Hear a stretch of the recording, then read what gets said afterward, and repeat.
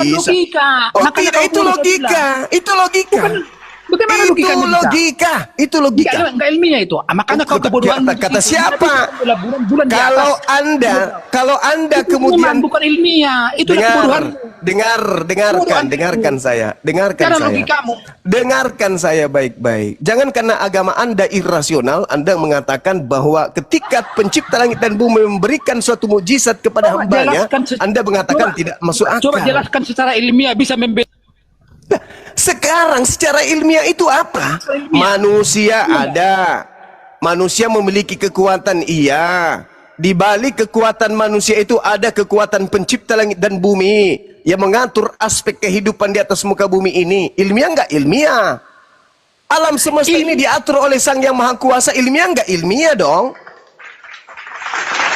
Ilmiah. Oh, salah. Itu karena ajaran Anda tidak masuk akal sampai Anda membatasi hal tersebut. Bagaimana mungkin? Dengarkan saya. Dengarkan saya. Kasihilah Tuhanmu dengan akal budimu. Apa itu maksudnya? Ayo, apa maksudnya tuh? Apakah Yesus mengajarkan suatu kebodohan? Sampai dia menggunakan akal untuk menelaah Tuhan, tidak bisa. Ikan sama 5 roti. Itu iman. Itu menurut lo. Itu menurut lo. Iman. Itu menurut logika lo. tidak masuk akal. Sekarang mari saya ikuti narasi Anda. Sekarang mari saya ikuti narasi Anda. Dengar saya. Dengarkan saya boleh. Anda boleh dengar saya. Jangan kesurupan. Ketika Maria ngeden, yang keluar dalam rahimnya itu, keluar dari rahimnya itu adalah seenggok manusia, bayi Yahudi. Betul. Masuk akal, masuk akal. Sekarang Anda dengar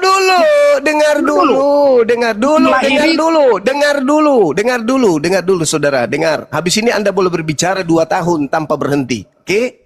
2 tahun loh. Dikasih waktu Anda ngomong terus tanpa berhenti. Habis ini. Saya ulang lagi.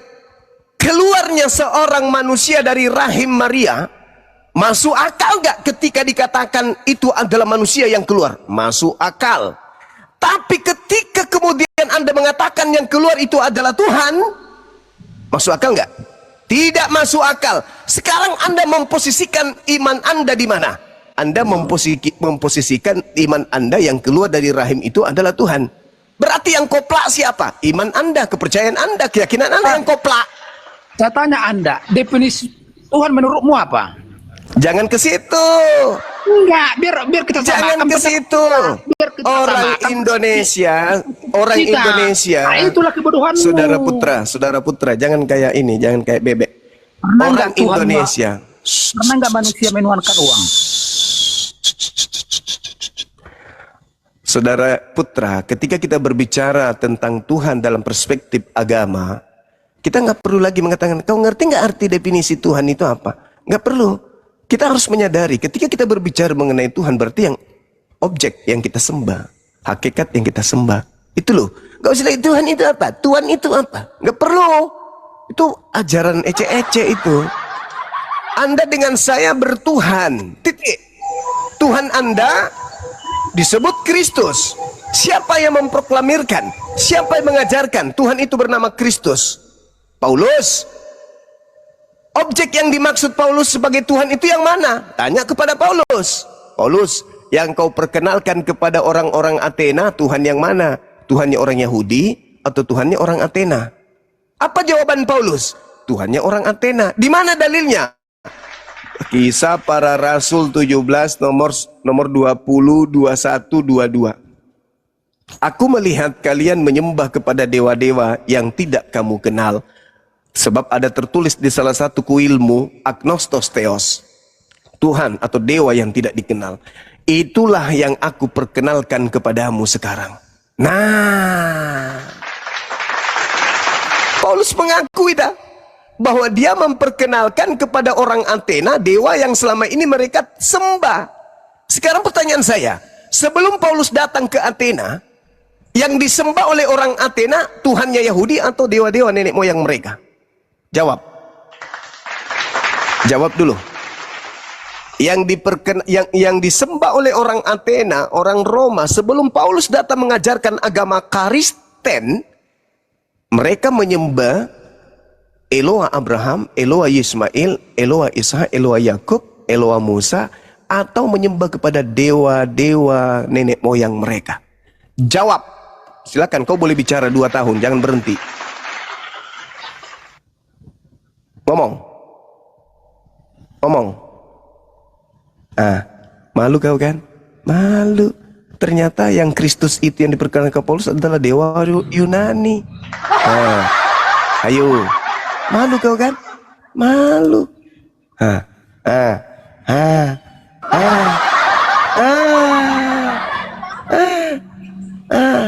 Murah Jeka.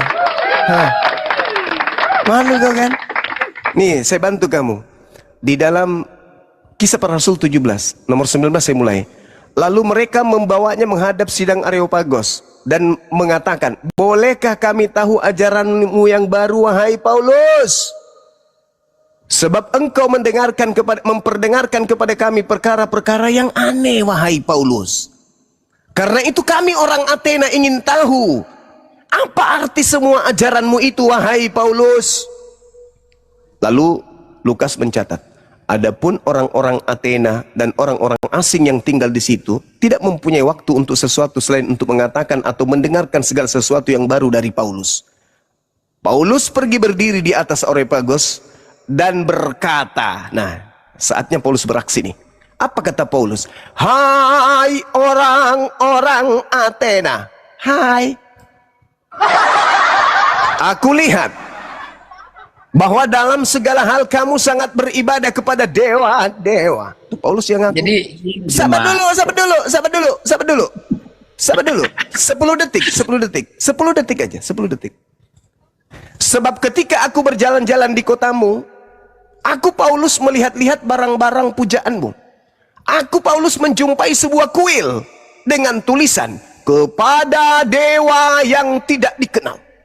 Paulus berkata kemudian, apa yang kamu sembah tanpa mengenalnya, itulah yang kuberitakan kepada kamu. Saya ulang, aku melihat kamu menyembah dewa. Di dalam kuilmu ada tertulis kepada dewa yang tidak dikenal. Apa yang kamu sembah tanpa mengenalnya, itulah yang kuberitakan kepadamu. Pertanyaan saya kepada saudara putra, apa yang disembah oleh orang Athena, Yunani, Romawi sebelum Paulus datang? Silakan Anda jawab. yang saya sembah sesuai dengan ajaran Yesus. Bukan Anda. Jangan gila permanen. Jangan Anda. Ya, yang saya tanya, sebelum Paulus datang mengajarkan agama menyembah kepada Kristus, orang Athena, orang Yunani, orang Romawi itu menyembah kepada siapa sebelum Paulus datang? Silakan. Ya saya belum tahu. Makanya jangan sombong. Kalau baru tahap Gini, anak murid jangan sombong. Tadi kan gini, Bang. Bikin malu. Anda kan memaksakan keimanan itu dicerna secara logika keseluruhan. Itu saya bilang tidak bisa. Kenapa? Coba jelaskan logika Anda dengan nalar Anda. Baginda bisa membela bulan di atas, baginda di bawah. Secara ilmiah. Kalau Anda dalam sabar dulu. Secara ilmiah, secara ilmu pengetahuan, antropologi, sosiologi, ekonomi, apapun itu, menyadari secara disiplin ilmu bahwa bumi ini berputar, ya, berinteraksi antara komponen dengan komponen satu dengan komponen lain, itu karena adanya kekuatan di luar daripada apa yang terlihat secara konkret. Setuju? Setuju. Ilmiah enggak itu? Ilmiah. Berarti secara ilmiah pun sadar bahwa ada kekuatan gaib, supranatural di luar daripada objek-objek yang ada, nilai-nilai yang ada. Logika enggak itu? Logika. Rasional enggak? Rasional. Itulah yang orang katakan sebagai Tuhan. Oh, tidak bisa, itu ilmiah. Itu ilmiah itu. Kata siapa itu tidak ilmiah? Kata siapa itu tidak ilmiah?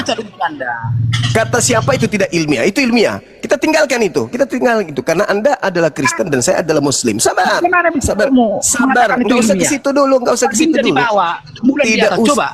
Loh, alam semesta ini punya komponen keterikatan antara alam Itu yang satu. keimanan itu. Benda-benda Secara yang ilmiah satu bisa dengan kau benda yang lain itu adalah satu keterikatan yang tidak bisa terpisahkan. Sedikit Bisa kau buktikan. saja Bisa kau buktikan. dimensi Bisa kau- terpisah atau menjauh atau saling berdekatan akan terjadi kehancuran. Itu logika, Camkan itu buktikan. Bapak. Itu ilmiah. Itu ilmiah. Maka Bukan sekarang ilmiah itu, bisa kau buktikan nggak? udah terserah, bukan ilmiah atau apa terserah. Sekarang yang ingin saya pertanyakan kepada saudara, ini kita berbicara mengenai konsep Tuhan, Yesus Tuhan. Apakah itu hayalan saja? Anda yang harus menjawabnya.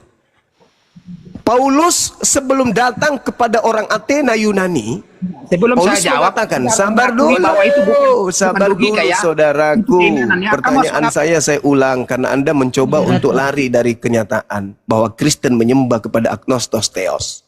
Pertanyaan saya sederhana. Sebelum Paulus datang mengajarkan menyembah kepada Kristus kepada orang Athena, apa yang disembah oleh orang Athena?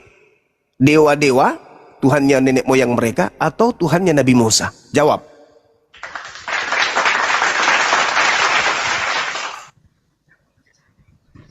Belajar ke situ. Bukan Oke? tidak pernah Maaf ya. mempelajari, Tapi bukan. yang jelas- Bukan, tapi yang jelas, bukan yang tidak disembah mempelajari. Yesus itu adalah anak Bukan. Bapa dan ajaran Yesus juga sembah Hei, karena berarti Anda mengakui bahwa orang Athena sebelum Paulus mendirikan agama Kristen sudah Saya menyembah tidak kepada mengakui, Tuhan saya belum Musa. tahu tentang itu udah saya bilang, saya belum tahu tentang itu. Anda jangan memaksakan keinginan Anda.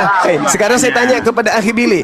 Akhi, apakah betul orang-orang Athena, orang-orang Yunani, orang-orang Romawi sebelum mereka menggunakan kitab terjemahan Septuaginta dari perjanjian baru, kitab Tanak, perjanjian baru Tuhan dengan Bani Israel, yaitu kitab Torah, apakah orang Roma Yunani ini menyembah kepada Yotevave? Oh enggak. Ah, tidak. Ada yang namanya Dewa Mitras tahun 500 sebelum Masehi dan lahir tanggal 25 Desember kebetulan sama. Itulah yang Kristen sembah hari ini, yang diajarkan Paulus kepada mereka. Apa yang kau sembah selama ini yang kau tidak kenal, itulah yang aku ajarkan hari ini dalam nama Yesus.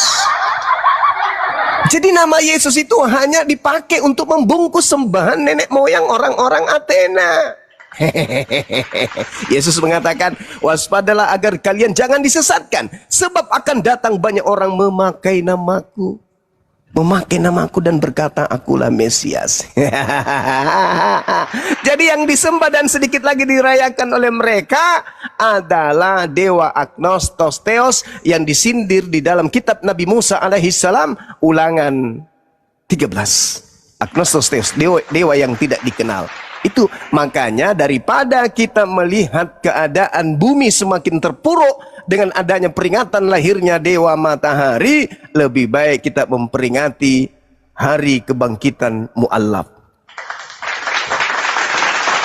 Sekira begitu teman-teman sekalian. Silakan. Buang sial.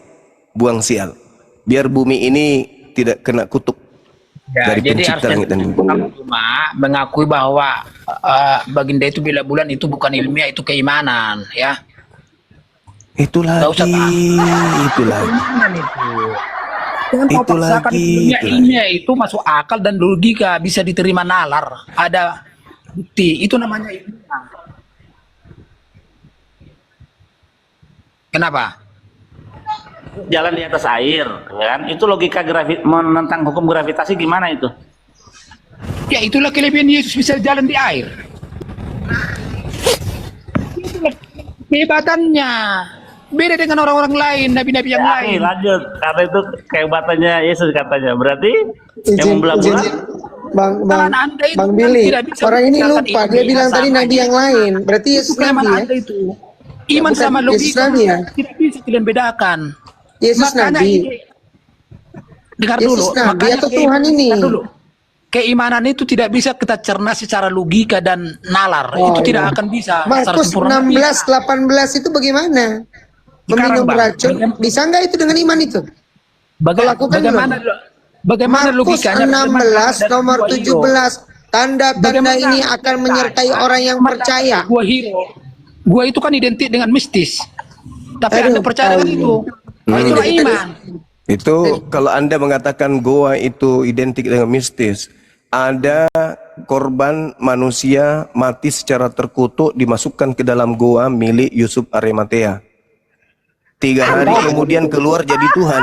Itu mistis itu. Masuk di kubur mayat, keluar dari kubur jadi Tuhan. Mistis itu. Iya, Itu mistis.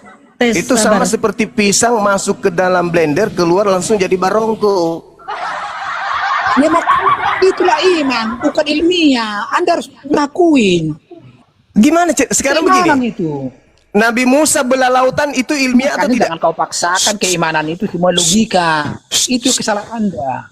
Nabi Musa belah lautan itu ilmiah atau tidak? Nah, coba aja air di piring dipecah pasti belah. Iya, itu berarti ilmiah. Coba. Mana ilmiah? Lah, ilmiah dong. Coba Anda ambil air, simpan di piring, habis itu Anda tiup.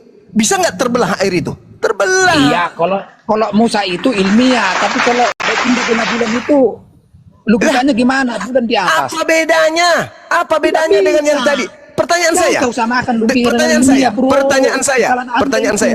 Apakah kekuatan Nabi Musa yang belah lautan atau bukan? Ya.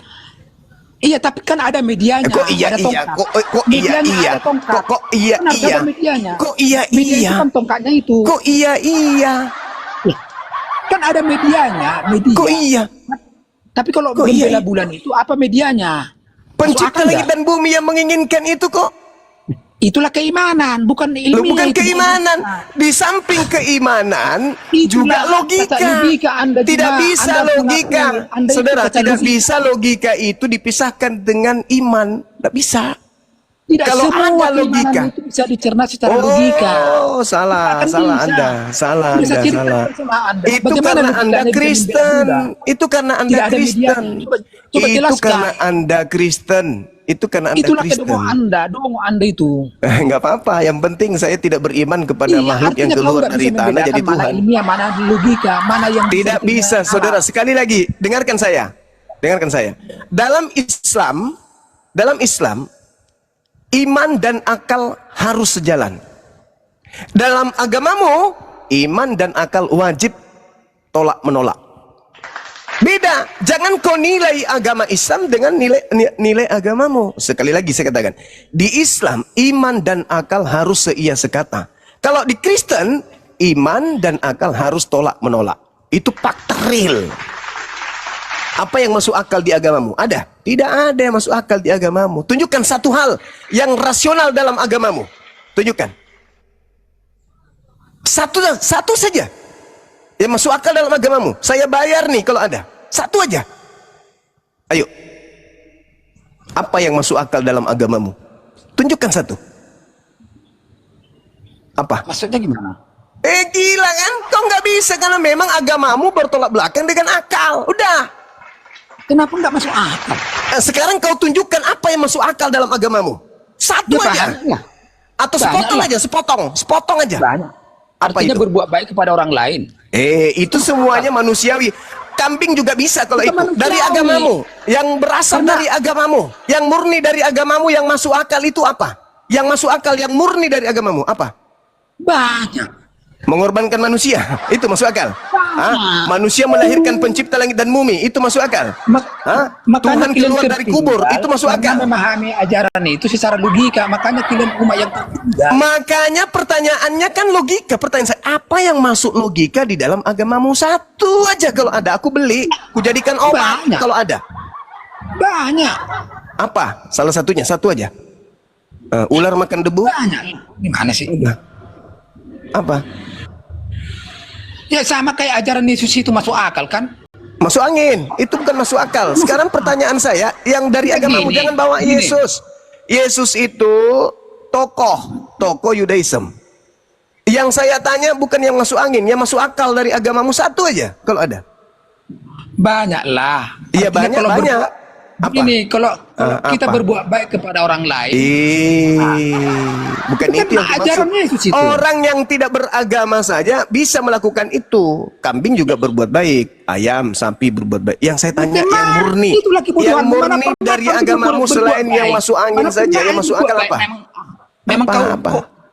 kau disuruh disibuk kau guru, tapi IQ-nya jongkok.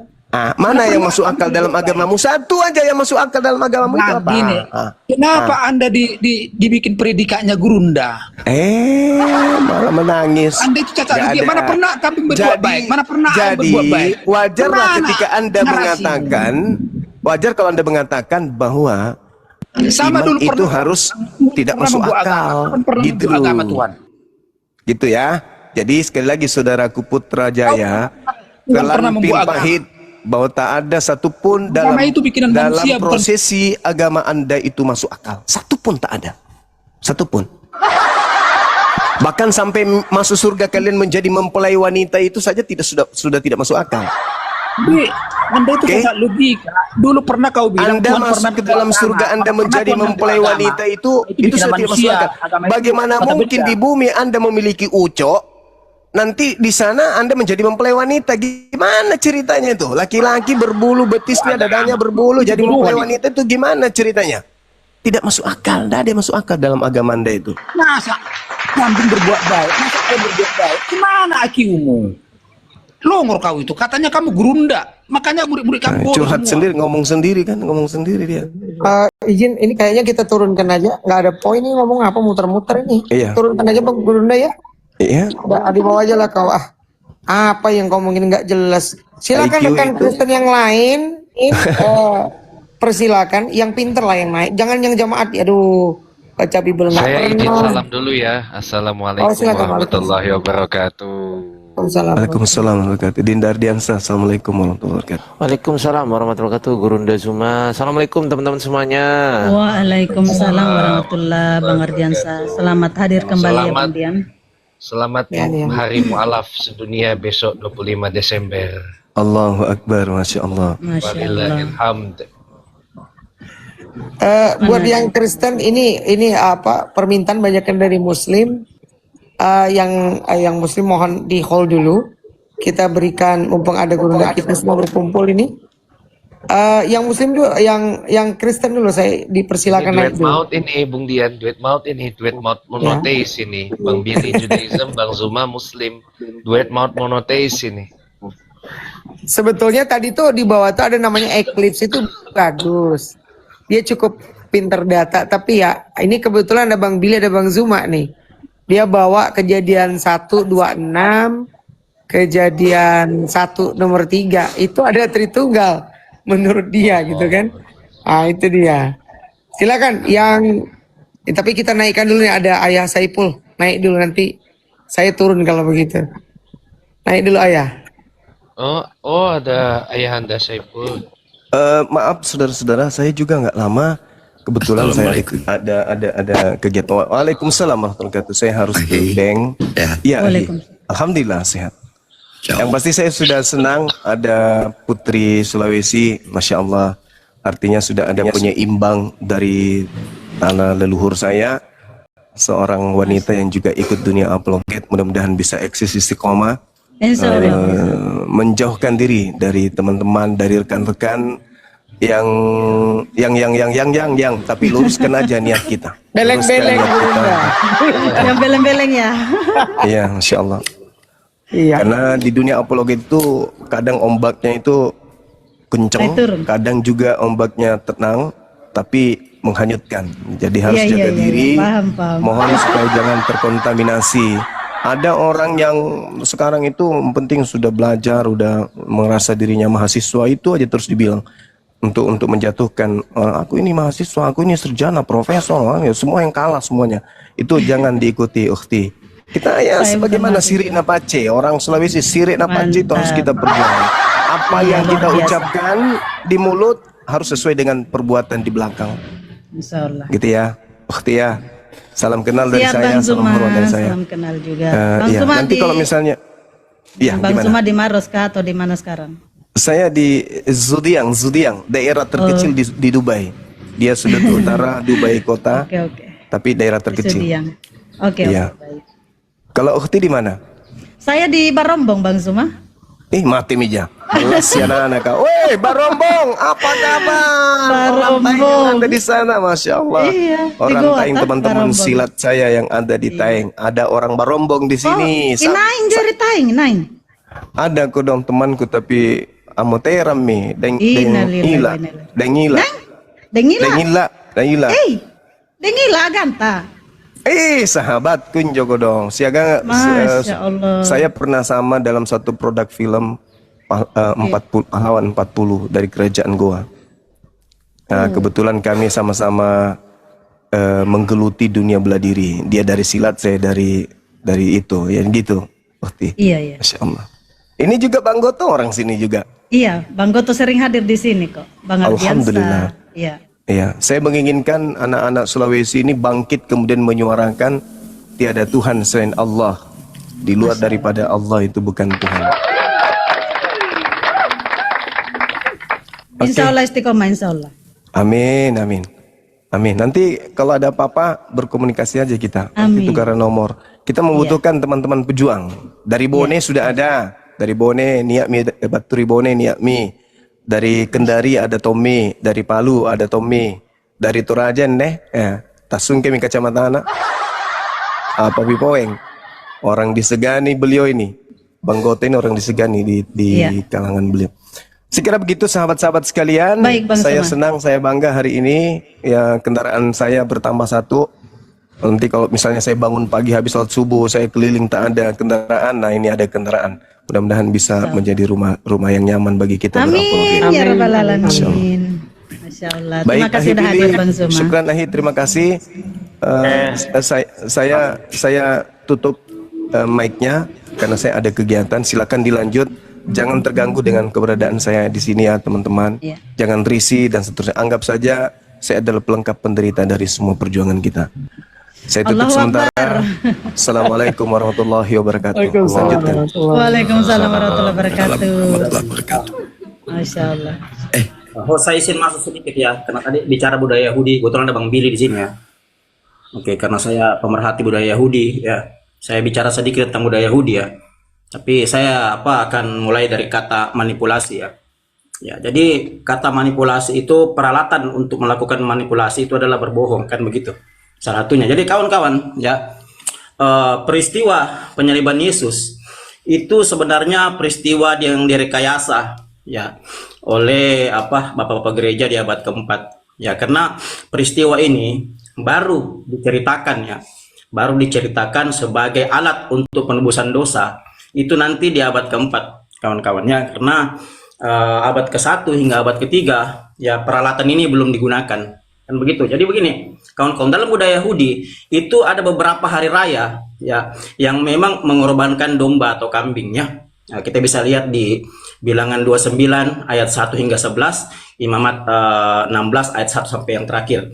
Jadi ada hari raya contoh Yom Kippur ya, hari raya penghapusan dosa, contoh Pesa ya, hari raya keluarnya bangsa Israel dari Mesir, contoh lagi hari raya peniupan serunai, kan begitu, dan masih banyak lagi. Jadi budaya-budaya ini yang disingkirkan oleh bapak-bapak gereja di abad keempat. Kenapa disingkirkan ini? Karena kalau mereka tidak singkirkan budaya-budaya ini, ya mereka tidak hilangkan jejak-jejak sejarah ya Yesus, Paulus, maka mereka tidak akan bisa mengkudeta Kristen awal. Itu poinnya di situ. Jadi kalau kita lihat sejarah panjang tentang tokoh-tokoh Roma, bahkan tokoh-tokoh monoteisme Yahudi ya. Kalau kita lihat seperti Flavius Josephus ya, terus Santo Irenaeus ya, dan masih banyak lagi ya. Kalau kita lihat ya, sebenarnya mereka ini, nama-nama mereka ini hanya dicatut ya untuk membenarkan ajaran pagan Roma. Ya, nama-nama mereka ini ya seperti Ignatius, Polycarpus dan yang lain ya, murid-murid Yohanes ya. Bahkan yang ada yang kita kenal kalau dalam sejarah Kristen itu namanya Evodius ya. Evodius, terus Theophilus. Nama-nama ini sebenarnya nama-nama yang masih menyangkut monoteisme Yahudi, tapi nama-nama ini diambil, dimanipulasi ya dihoaxkan kisahnya sehingga menjadi sandaran bagi umat-umat Kristen untuk percaya terhadap pagan Roma. Jadi poinnya begini ya, budaya Yahudi itu sudah dimanipulasi, diambil alih, dikudeta oleh budaya ini, budaya Kristen ya, terutama Katolik awal-awal, karena Kristen itu sudah mati di abad keempat dikudeta oleh Katolik ya kan begitu. Jadi diambil ya untuk mendirikan sekte baru ya, sekte baru yang kita sebut Katolik ya di abad keempat, yang didirikan resmi tahun 380 kan begitu oleh Kaisar Theodosius. Tapi sepanjang perjalanan itu sebenarnya masih banyak polemik ya, masih banyak polemik. Nah, kenapa sampai Injil-Injil yang berbau ya apokrifa semuanya dilarang dibaca, bahkan ribuan orang dibunuh karena membaca apokrifa pada saat itu maksudnya agar kudeta mereka berjalan lancar. Penyakit Roma sudah sering saya jelaskan ya, bahwa penyakit Roma itu menurut tulisan beberapa sejarawan Yunani, salah satunya Herodotus, adalah selalu mengasimilasi paksa budaya orang. Dewa-dewanya orang diambil, dewa Mesir aja diambil, Osiris diambil, Atis diambil. Jadi kerjanya memang seperti itu. Jadi murni kesalahan ya orang Kristen ya. Kenapa saya katakan begitu? Karena percaya terhadap manipulasi yang dilakukan otoritas Roma ya. Penyebar hoax utama itu sampai sekarang, sampai ini hari, itu adalah pemerintah. Kenapa? Mereka punya peralatan itu. Hoax terbesar yang terjadi sepanjang sejarah itu terjadi di abad keempat, di mana ada budaya baru yang berdiri mengatasnamakan agama Kristen ya, merubah menjadi Katolik, lalu mendirikan dewa baru ya, atau menyematkan dua nama, yaitu Yosua Hamasia dan Paulus sebagai junjungan mereka.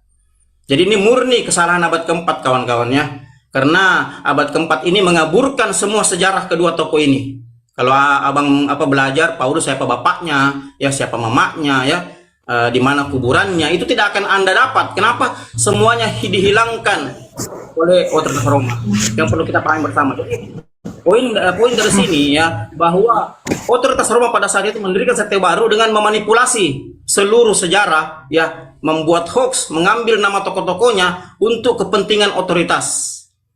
Pada masa itu tentu seperti tantangan saya dari tahun lalu kepada sejarawan Kristen ya, bagaimana kalau kita duduk satu meja, kita bahas Bible secara aksiologi ya, kan tidak ada yang berani kan menjawab tantangan saya. Kenapa? Karena mereka tahu sebenarnya yang sudah nulis disertasi ini, yang sudah S2 ke atas, mereka tahu sebenarnya ini yang terjadi, hanya disembunyikan di kalangan gereja. Karena kalau tidak disembunyikan ya kosong gereja. Itu kan poinnya. Jadi itu ya sedikit dari saya. Jadi poinnya bahwa budaya Kristen sudah memanipulasi ya budaya Yahudi. Bahkan sampai persembahan, Anda tahu perpuluhan. Perpuluhan itu budaya Yahudi yang sudah 2000 tahun lalu itu tidak lagi ya. Itu tidak lagi dilakukan oleh Yahudi. Itu ada Bang Billy di bawah, silakan ditanyakan. Tapi dimanipulasi perpuluhan ini diambil oleh budaya Kristen untuk mengeruk keuntungan pribadi. Bahkan sampai pecah pertentangan antara Martin Luther dengan Paus Leo ke-10 di tahun 1517. Pertentangan yang kita kenal dengan Despotism on the Power of Indulgency. Nah kan begitu kawan-kawan. Jadi cuma gara-gara perpuluhan, pengambilan dana, penarikan dana yang dari budaya Yahudi, akhirnya Martin Luther keluar dari Katolik. Ini cuma gara-gara itu, gara-gara indulgensi. Nah, itu mungkin sedikit dari saya kawan-kawannya, supaya kita ada pengetahuan sedikit. Ya, silakan. Siap. Jazakallah Bang Goto. Ini ada Perlitin. Mohon maaf, Muslim atau Kristen? Kristen. Oke. Tadi Anda sudah menyimak pemaparannya. Ini sebetulnya ada tema Yesus Tuhan, hayalan saja. Nah, mau menanggapi tema atau menanggapi apa yang disampaikan Bang Goto? Silakan. Sebentar, kita mau merayakan hari kelahirannya dia, Yesus, Sang Juru Selamat dunia. Selamat Natal ya buat Bang Suma dan kawan-kawan. Oh, bukan itu. Itu nggak perlu. Anda cukup diri Anda. Disebutkan dalam KPR 13:23, Yesus itu Juru Selamat bagi Israel. Baca itu, baca. Sebelum kau ngomong itu baca dulu ya. Nah, sekarang kau mau tanggapi tema atau bagaimana? Saya mau mengucapkan selamat hari Natal buat enggak perlu semua. Natal tuh buat kau, kami nggak perlu itu. Yesus itu Juru Selamat bagi orang Israel, Kau baca KPR Bukan 13 hari nomor mualaf sedunia 23. Bang Suma, hari Natal. Di sini nggak terima khotbah longor. Kalau Turunin kamu aja. mau turun kalau nggak mau diskusi. Oke, 25 Desember ya. Waduh, ini banyak banget Tuhan-Tuhan. Bahkan tahun 500 sebelum Masehi sudah ada Tuhan yang dirayakan tanggal 25 Desember. Tapi ini yang paling mendekati ya. Bisa dibesarkan, host. Ya, turunkan saja saya Bang Hos, naikkan Bang Billy itu. Ya. Oke, ini Greece Dionysius is Savior God. Jadi Dionysius Tuhannya, juru selamatnya orang Yunani yang lahirnya dirayakan pada Desember 25 ya. He was widely worshipped throughout much of the Middle East. Jadi penyembahnya banyak tersebar di Timur Tengah. Memiliki rumah ibadah di Yerusalem pada abad pertama sebelum Masehi. In later years, di tahun kemudian, dagingnya dan darahnya disimbolkan untuk dimakan dalam bentuk roti dan anggur. Ya, para pengikutnya percaya bahwa dia adalah anak dari Allah Bapa yang namanya Zeus. Ya, jadi ini bukan hal yang baru. Tadi benar juga ada Osiris juga nih. Osiris tanggal 25 Desember juga Osiris tuh. Jadi Iya, memang murni mengadopsi Bang. Memang murni mengadopsi jadi- ajaran pagan. Kan jadi ada nggak Osiris, ada- ada Apis, ada Horus, banyak Krishna. Banyak. iya, jadi nggak ada ajaran Tuhan yang pernah kalau memang itu penting bagi Tuhan akan disampaikan kepada Musa. Hendaklah engkau meminum darah dan dagingku, ya dilambangkan dalam roti dan anggur. Ternyata ini sudah ada jauh sebelum Kristen ada, ya. Namanya Dionysius. Pengikutnya merayakan memakan daging dan darahnya yang disimbolkan dalam bentuk roti dan anggur. Jadi sudah ada sebelumnya. Jadi selamat hari ulang tahun dewa Dionysius. Iya, iya betul. Sudah saya terangkan tempo hari bahwa sudah saya terangkan ya bahwa ada 6 dewa. Ya, ada 6 dewa Bang dalam yang diadopsi ajaran Kristen. Mulai dari Osiris, Atis, Horus untuk khusus untuk 25 Desember ya. Ada Osiris, Atis, Horus, Krishna ya. Itu dewa nama-nama dewa ya. Yang terakhir itu ada yang Abang baru sebutkan tadi Dionysius. Itu semua nama-nama dewa yang lahir 25 Desember. Diambil, diadopsi oleh Kristen. Memang murni ajaran pagan. Karena saya meneliti 6 tahun itu. Kan begitu. Nah, kenapa mereka hanya bisa besar di Eropa, ya terutama Eropa Tengah ya? Kenapa? Karena memang kultur dan budaya bangsa Eropa Tengah itu memang pagan semua. Mereka tidak bisa. Kenapa Kristen tidak bisa besar di tanah Arab, tanah Israel? Kenapa tidak bisa? Karena di sana itu monoteisme, bukan politeistik. Tidak bisa besar. Coba lihat, Kristen berdiri di Turki. Turki itu mayoritas Islam. Yesus lahir di Yerusalem. Yerusalem mayoritas Islam. Kenapa Kristen bisa besar di sana? Karena memang buahnya, ya pohonnya, awalnya, akarnya itu ajaran pagan. Ya, kalau saya mau cerita sedikit ke belakang lagi, mungkin mungkin Anda akan terkaget-kaget. Karena memang Eropa Tengah itu, ya, itu yang menjadi dasar ajaran mereka. Kan begitu. Saya sempat di satu komalnya Bang Dito, Kang Dito ya, saya pernah jelaskan tentang bangsa Celtic ya. Kalau saya jelaskan ini biar profesornya lari, tak jamin. Kenapa? Karena mereka tahu akar dari ajaran mereka ini apa, dari bangsa apa, kan begitu. Bahkan saya sampai pernah menjelaskan beberapa prasasti ya, yang bahkan yang berhubungan dengan Islam seperti Madaba, Namara, Nabatin, ya.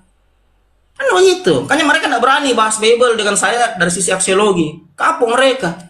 Karena memang ajaran mereka dari situ. Akarnya dari situ.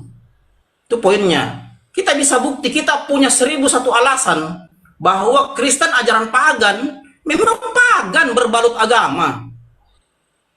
Ini dibuat oleh Roma di abad keempat. Itu poinnya di situ, Bang.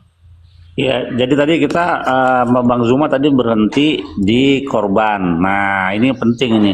Korban menghapus dosa yang ada di kitab Imamat. Kan teman-teman Kristen sering mengklaim bahwa Imamat itu adalah gambaran tentang korban Yesus. Nah, masalahnya Dalam Imamat 4 ayat 32 dikatakan, jika ia membawa seekor domba sebagai persembahan menjadi korban penghapus dosa, haruslah ia membawa seekor betina yang tidak bercela. Mampus enggak lo? Harus betina. Baru bisa mengadakan pendamaian untuk dosa. Iya. Bentar Bang Billy dan yang lain, saya sapa dulu. Kak Irian ini muslimah ya?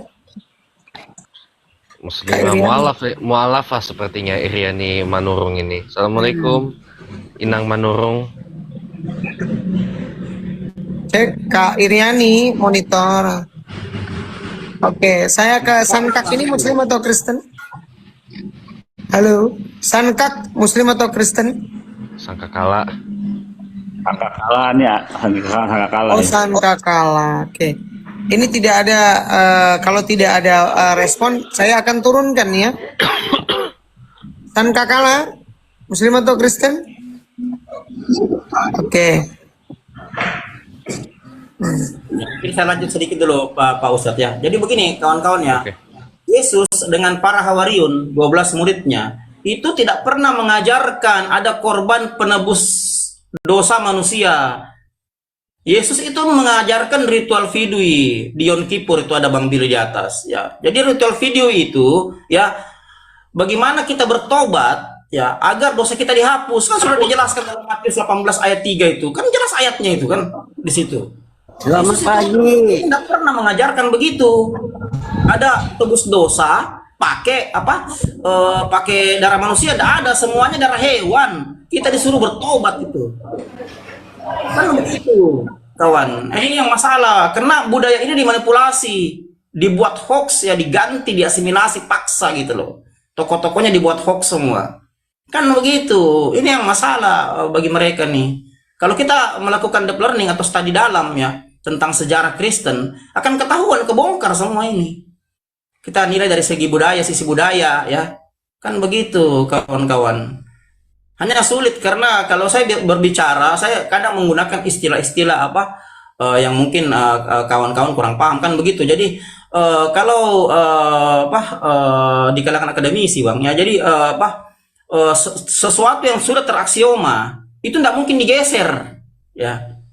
Kenapa saya katakan dalam Kristen itu banyak anomali-anomali? Kenapa? Kalau kita pakai logika ya, kita tidak irrasional, kita menggunakan rasionalisme. Yang terjadi ya, kita akan mengerti bahwa ajaran ini ya sebenarnya semuanya konsep manusia, tidak satupun konsep jalur langit, menentang seluruh ilmu pengetahuan, menentang seluruh ajaran para nabi. Itu poinnya. Bahkan dari satu disiplin ilmu saja kita pelajari, contoh disiplin ilmu kausalitas sebab akibat, sudah ketahuan. Apalagi disiplin ilmu lain seperti gramatikal, apalagi kalau kita kaji dengan gramatikal, hancur ini Kristen, hancur. Gramatikal itu ilmu pemaknaan kata-kata. Dari Kejadian sampai Wahyu dipastikan hoax semua. Kan saya pernah katakan, Bible itu hoax. Karena kita uji dari satu sisi bidang ilmu saja, gramatikal, dia sudah hoax, Bang. Bagaimana ilmu lain? Kalau kita uji dari segi sejarah, budaya, bahkan sampai antropologi, kenanya hoax semua. Tuh. Apakah ketika saya katakan Bible hoax, saya lari ke Amerika? Tidak. Karena memang kita bisa buktikan dari disiplin ilmu. Apalagi dari sisi ilmu filsafat ya. Mother of science atau mother of knowledge. Hancur kalau kita kaji Bible ini. Kenapa? Karena memang tidak bisa kita pakai akal sehat kalau kita baca Bible. Kita harus tanggalkan akal sehat. Kan begitu, karena kenapa? Sumber hukum Kristen, perhatikan baik-baik yang di bawah yang Kristen. Tahan dulu, saya selesaikan dulu. Jadi sumber hukum Kristen, Bang, sumber hukum Kristen semuanya konsep manusia. Kalau kita Islamkan itu sumber hukum kita 4 ya. Ada Al-Quran, hadis, ya, ijma ulama dengan kias, kan begitu ya. Yang masalah kalau Kristen sumber hukumnya semua dari manusia. Itu masalah. Itu yang mereka tidak pernah pelajari, kawan-kawan. Ya. Bahkan sumber hukum terakhir itu adalah tulisan bapak-bapak gereja yang harus mereka yakini. Kan begitu, memang otoritas tertinggi Bible. Tapi pertanyaan sekarang, Bible itu buatan siapa? Bahkan sampai penulisnya tidak diketahui. Jadi 5 sumber hukum Kristen, ya, mulai dari Alkitab, ya, Concilio Ecumenes, ya, kanonik law ya, atau hukum kanonik sampai ke perintah Bapak Gereja harus ditaati semua. Itu yang masalah, Bang. Itu yang masalah. Jadi mereka ini hidup di bawah perintah Bapak Gereja. Itu yang masalah itu. Kalau kita tidak, Bang, Islam tidak begitu. Islam murni dari Al-Quran. Apa yang dikatakan Al-Quran diikuti oleh kalangan Islam. Tapi kalau mereka tidak, sumber hukum mereka, walaupun ada Alkitab, kalau ada perintah Bapak Gereja, diikuti. Itu poinnya di situ, Bang. Contoh tadi kita bicarakan perpuluhan. Kan begitu. Perpuluhan itu sudah tidak ada dalam Bible. Coba carikan saya perpuluhan dalam Bible. Karena sudah 2000 tahun lalu tidak diperingati lagi orang Yahudi. Dipakai atas perintah Bapak Gereja. Padahal dalam Bible tidak ada perpuluhan yang harus dilaksanakan setelah Isa wafat atau setelah abad ke-1. Tidak ada. Yahudi tidak ada berlakukan lagi karena perpuluhan itu hanya untuk orang Lewi. Tapi karena perintah Bapak Gereja, akhirnya perpuluhan dipakai untuk mengurus keuntungan pribadi. Itu poinnya sih. Itu bagian kecil aja kalau kita lakukan studi dalam. Izin Bang Goto, sebentar. Saya sapa dulu Bang Goto ya. Nando Muslim atau Kristen? Nando Muslim. Ada yang mau disampaikan, Ikhwan?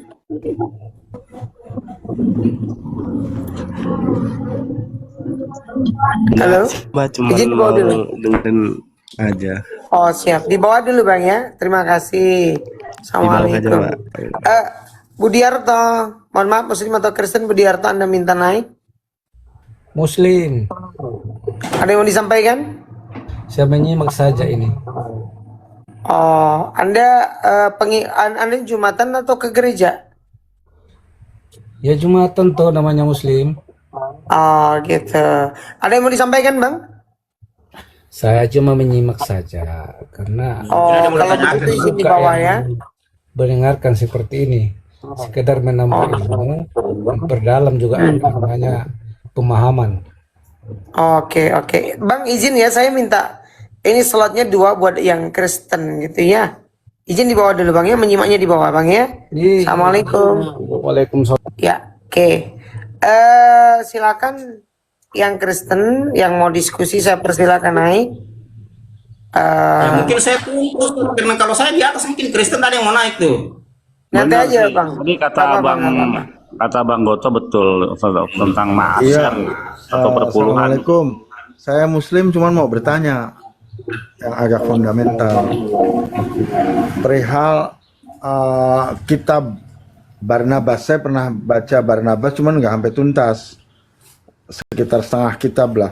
Itu Injil Barnabas itu sebetulnya diakui nggak sama orang-orang Kristen? Tidak Bang, tidak. Injil Barnabas itu salah satu Injil yang diapokrifakan. Apokrifakan itu artinya disembunyikan atau tersembunyi. Nah itu di perpustakaan saya Alirsad itu ada kebetulan lapuk banget tuh, Barnabas. Itu di situ disebutkan ada tentang berita tentang munculnya Rasulullah Muhammad, di situ diceritakan. Kalau masalah Rasulullah dibuatkan, itu biar sampai kitab Hindu Buddha ada Bang, apalagi itu pokoknya Barnabas. Iya betul. Oh berarti kalau Barnabas itu isinya lebih mendekati ke ajaran Nabi Isa berarti ya? Semua nabi Bang, itu ajarannya sama dengan Nabi Isa. Yang beda itu apa gereja dan Kristen. Barnabas kan muridnya Nabi Isa, salah satu namanya Barnabas itu kan ya. Betul. Iya, berarti murid yang taat istilahnya. Dan insya Allah itu bukan murid yang taat lagi, tapi murid langsung, Pak Abdul Haq. Murid langsung dari Nabi Isa alaihissalam. Makanya betul yang dibilang tadi ada nubuatan Nabi Muhammad sallallahu alaihi wasallam ada di dalam buku John bab 7 pokoknya buku John bab 14 sampai 6 apa gitu. Udah lama. Saya baca hampir 30 tahun yang lalu. Iya. Waktu kuliah. Terima kasih banyak, saya turun lagi ya. Bang. Yang asli. Terima kasih banyak.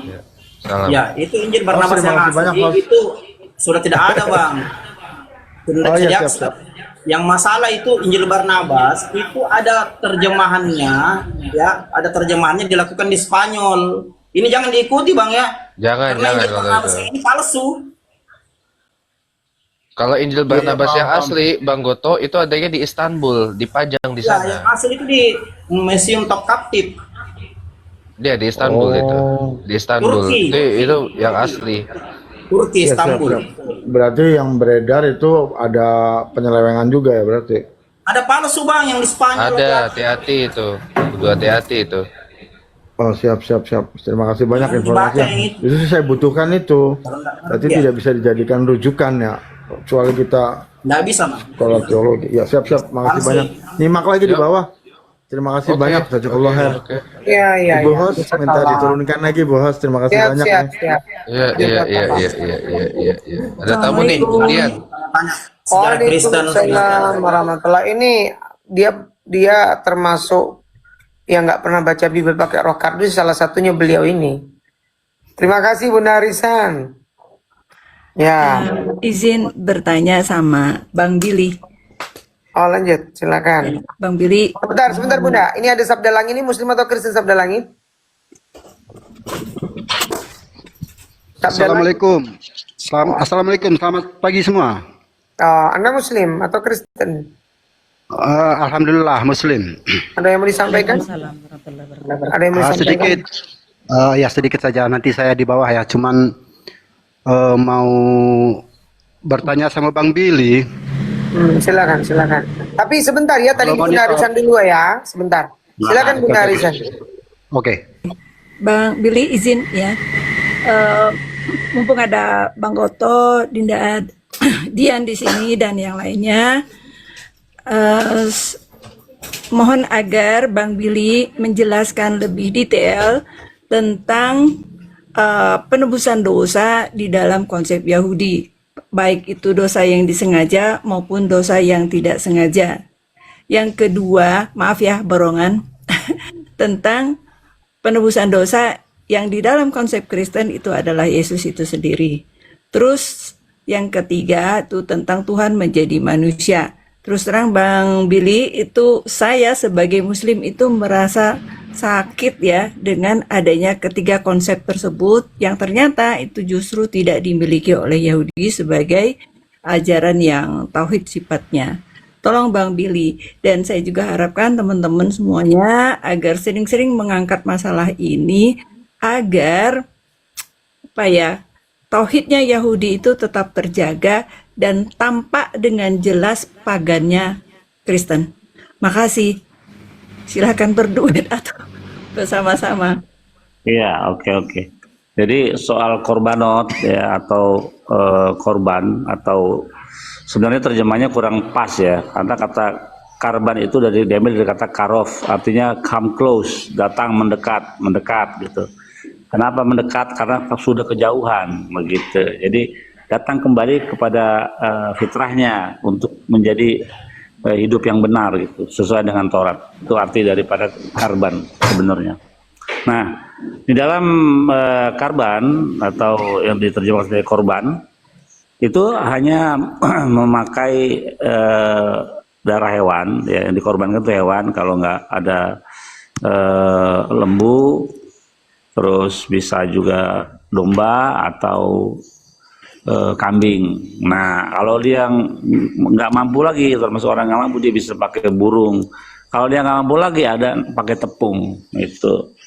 Nah, dosa-dosa ini semua yang di kriteria di imamat itu dosa yang tidak disengaja atau bisgaga. Nah, untuk dosa penghapus dosa tadi kita udah baca tadi imamat 4 ayat 32 itu dari kambing ya atau domba yang berumur 1 tahun dan harus apa, betina bukan jantan. Nah, terus untuk sah pendamaiannya atau dosanya diampuni, harus darah hewan itu tercurah di misbeach atau di altar, baru itu sah sebagai korban menghapus dosa.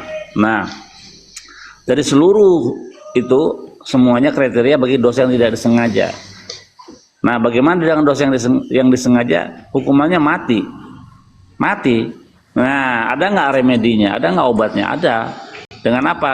Dengan hati yang hancur dan mengaku dosa kita kepada Tuhan. Makanya Raja Daud berkata, korban yang sempurna ialah hati yang hancur dan pengakuan akan dosa kita. Itu kata Raja Daud. Kenapa demikian? Kita lihat kalau sesuai dengan apa yang tertulis di dalam kitab Raja-Raja, bagaimana Raja Daud sehubungan dengan kasusnya dengan Batsheba. Ketika Nathan membuat perumpamaan, ya Raja, ada wargamu ini yang mencuri domba sesama terus dimakan dombanya. Wah, orang itu setelah berdosa harus dihukum mati orang itu. Kata Nathan apa? Engkaulah itu wahai Raja dalam hal Batsheba. Terus apa kata Daud? Aku telah berdosa kepada Tuhan. Dan lanjutan daripada Nathan menjawab apa? Hari ini juga Tuhan telah menghapuskan dosamu. Artinya kedua orang itu, tokoh itu sudah tahu bahwa dosa yang disengaja itu hukumannya mati. Jadi bagaimana caranya? Ya mengaku dosa dan kita bertobat, jangan melakukan lagi, minta ampun kepada Tuhan.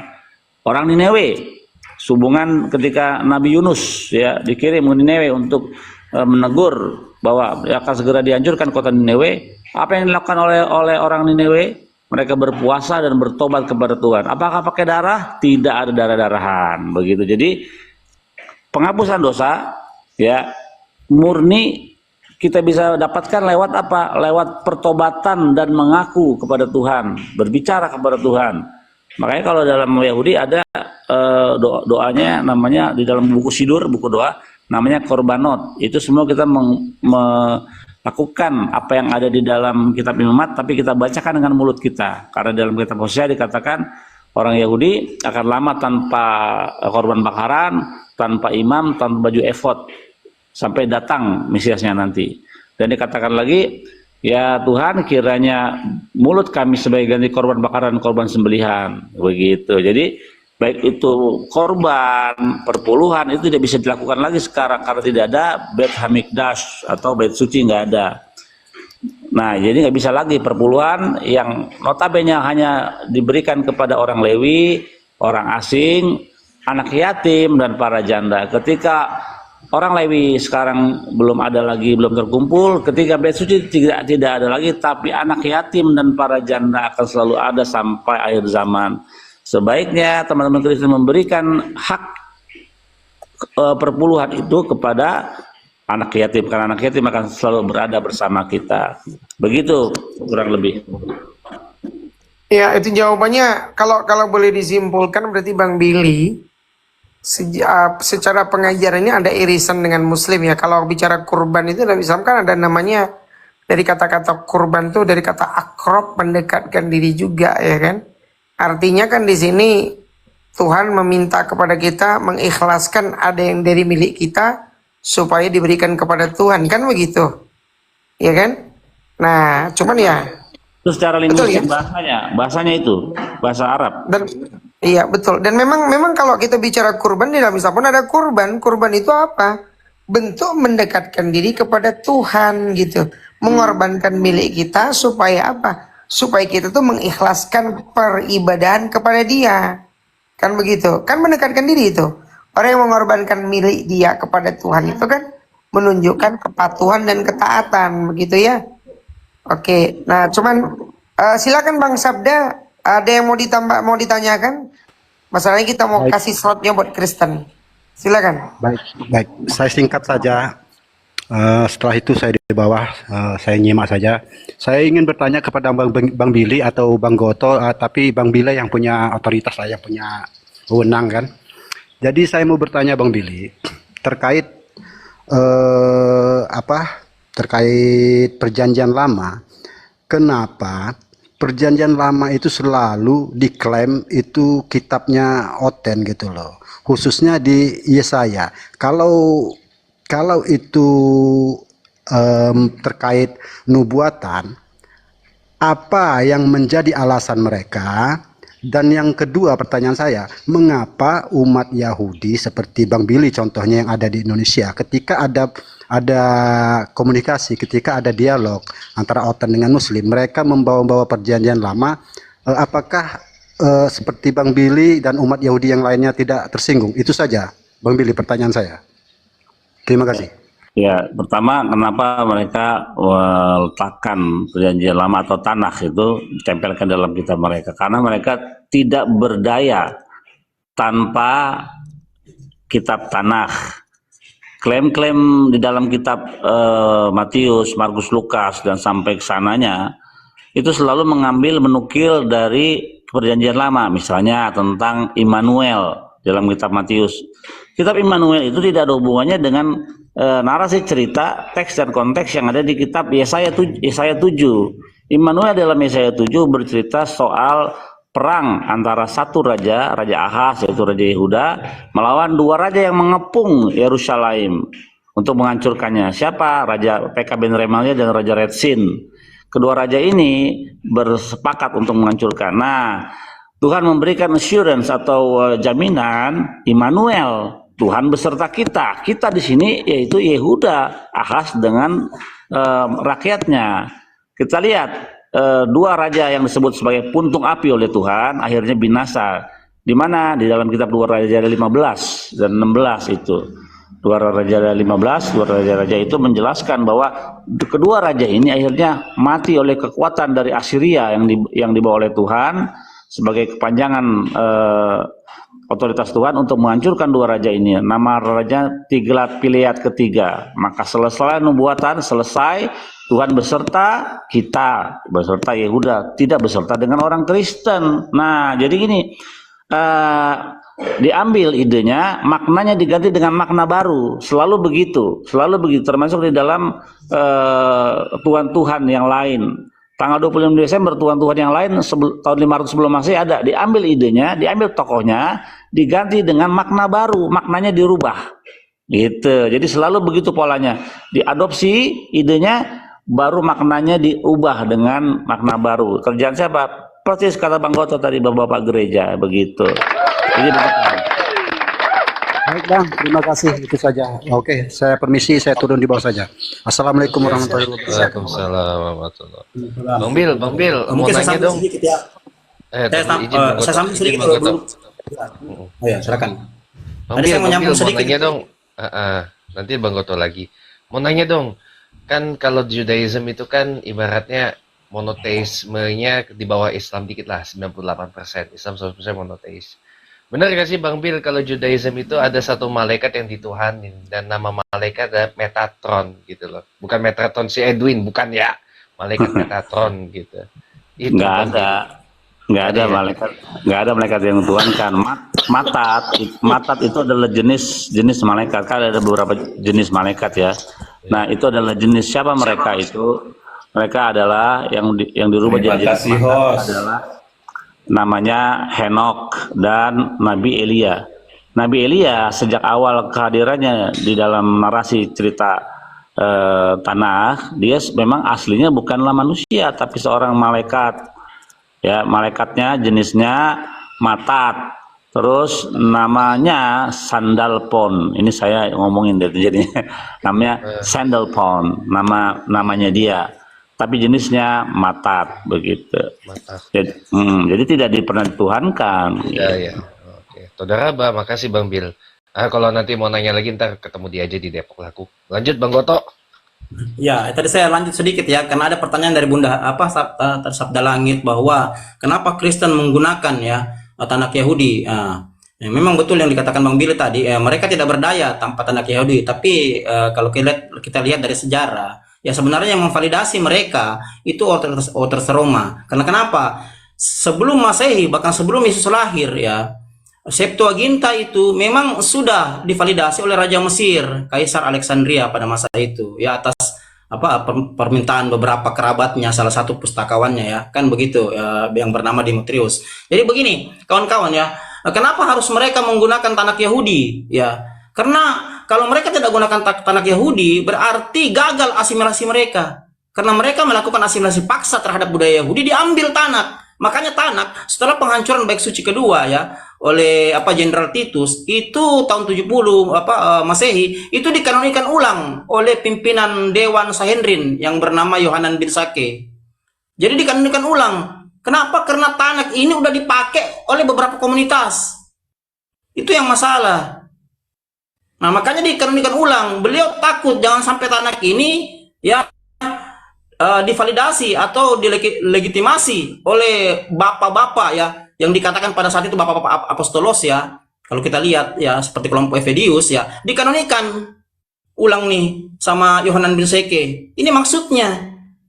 Kan begitu. Jadi pada saat itu Bang, daerah Yerusalem hingga ke Mesir ya, Israel, Yerusalem, Mesir itu dijajah oleh Yunani. Makanya bahasa nasional mereka itu bahasa Yunani. Kalau Abang belajar naskah Laut Mati atau Dead Sea Scroll, itu ditemukan dalam 4 bahasa ya.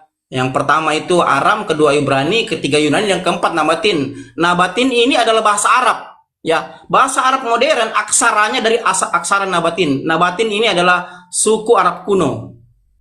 Kan begitu. Nah, jadi Yohanan bin Seke mengkanonikan ulang tanah di tahun 70 ya, ketua Dewan Sanhedrin, untuk ya memperjelas bahwa tanah ini milik kami, bukan milik mereka, bukan milik penjajah tuh.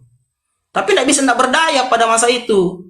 Tidak berdaya otoritas Yahudi. Kenapa? Karena di bawah wilayah jajahan Roma. Poinnya di situ, Bang. Poinnya di situ. Jadi tidak bisa mereka tidak menggunakan tanah Yahudi karena mereka memang tidak berdaya, betul kata Bang.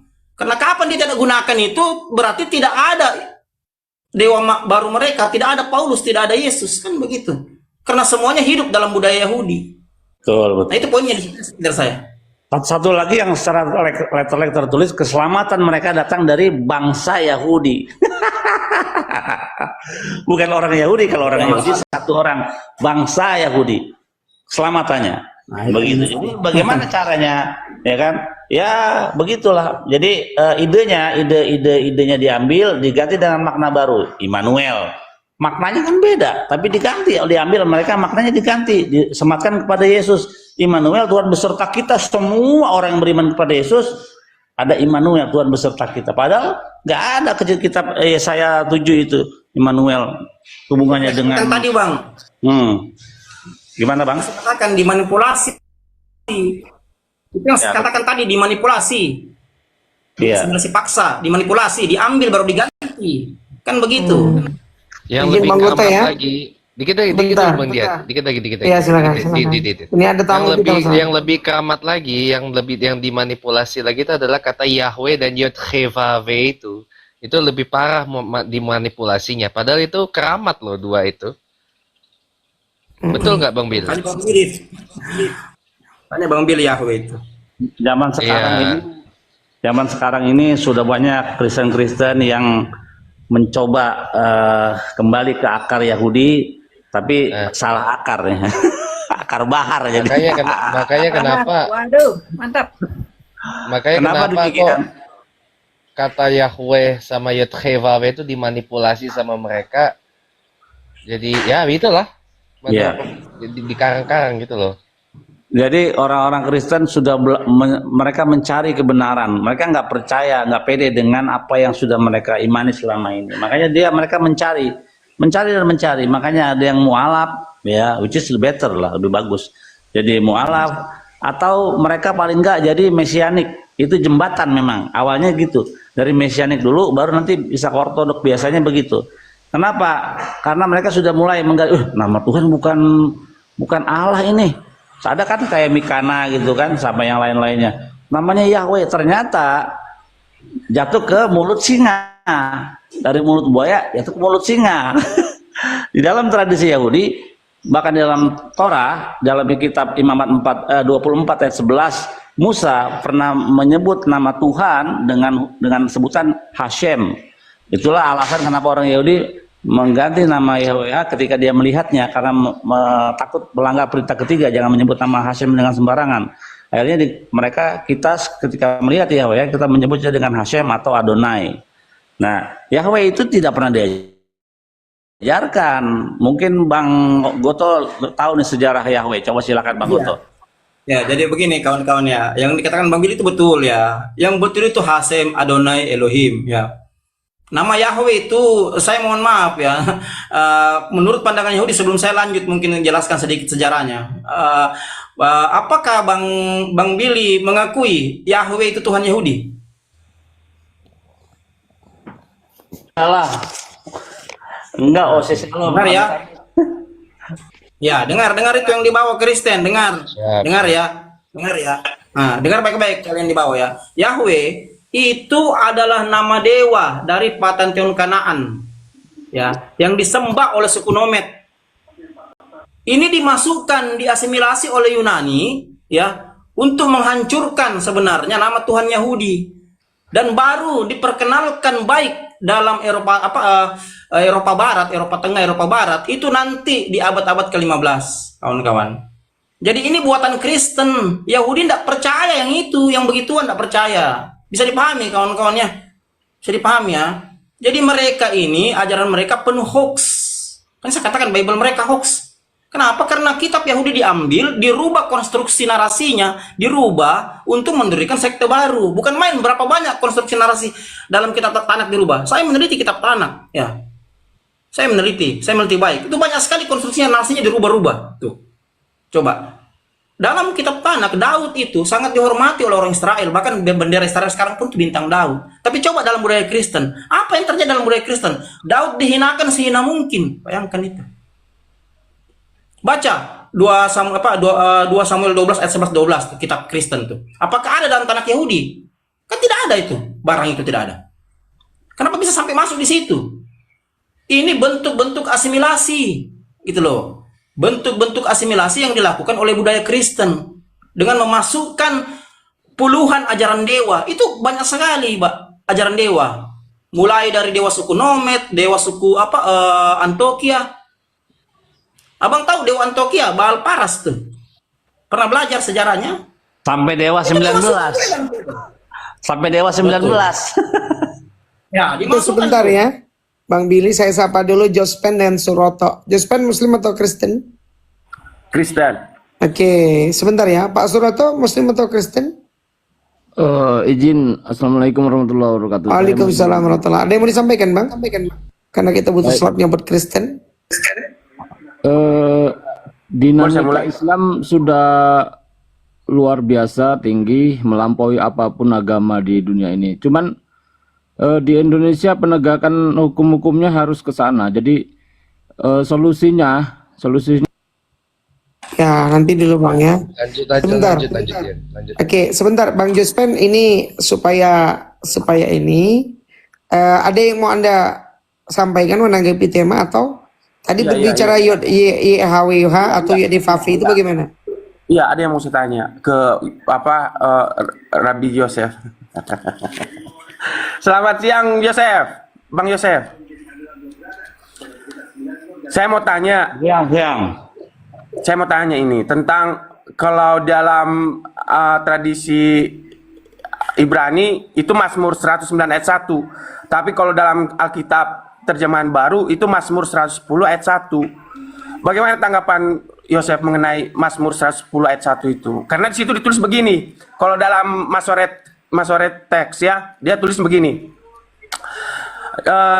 Mazmur Daud, sebuah mazmur firman Tuhan kepada Tuanku. Dalam bahasa Ibrani dibilang begini.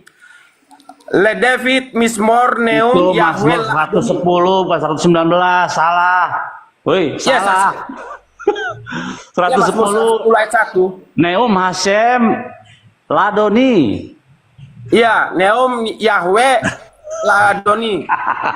Ya, Hashem bisa ya. Benerin dulu, itu Mas Tailim berapa? Apa? Tadi kau bilang Mazmur 119. Mazmur 109 kalau dalam tradisi salah, itu Mazmur 110.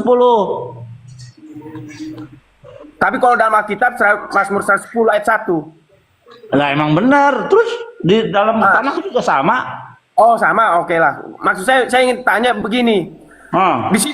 Di situ ada dua oknum keilahian. Maksud saya karena kalau diterjemahkan dari MT ke LXX itu disebut Kyrios tu Kyriomau. Ho Kyrios to Kyriomau. Itu kalau menurut LXX. Tapi kalau menurut MT teks itu disebut tulisannya begini.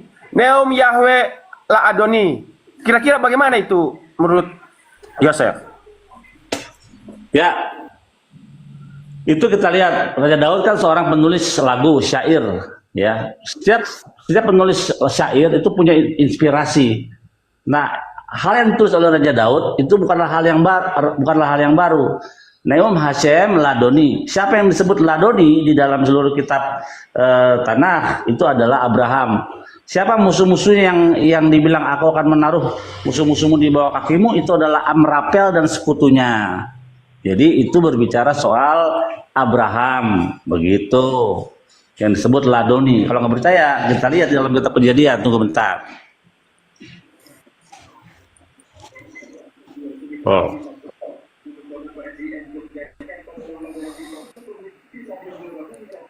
Lanjut dulu. Sudah cocok itu Bang Yosef, sudah cocok itu, sudah cocok.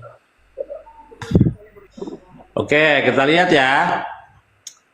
Kita buka di dalam Kejadian 23 ayat 6.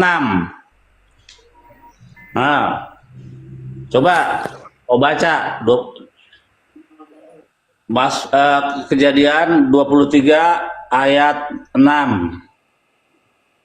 Kita buka dulu. Pakai bahasa aslinya Bang Yosef. Bahasa aslinya.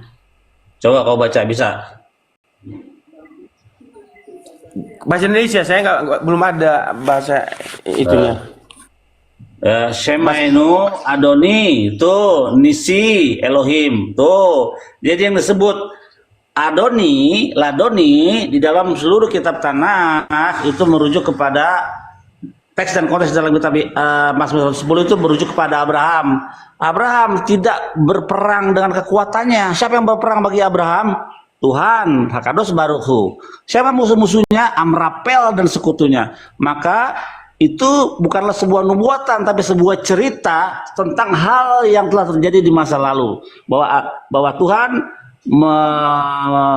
memberikan kekuatan kepada Abraham untuk mengalahkan musuh-musuhnya, dan Tuhan berperang bagi Abraham, dan musuh-musuhnya adalah Amrapel yang ditaruh di bawah kakinya dia, dan yang disebut Ladoni itu adalah Abraham. Tuhan berfirman kepada Abraham.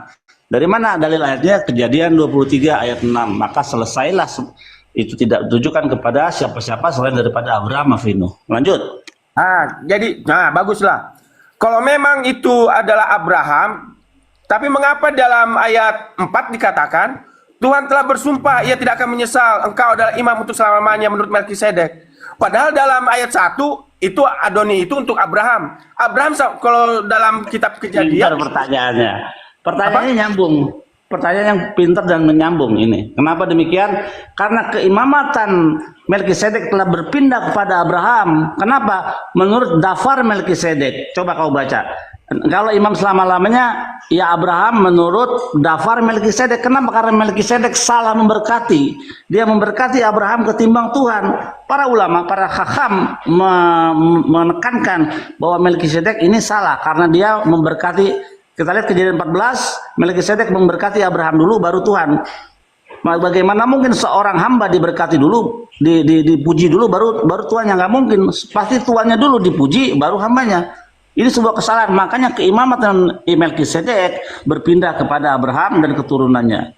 Begitu. Oke, kalau memang salah ya, kalau memang salah itu Melkisedek memberkati Abraham.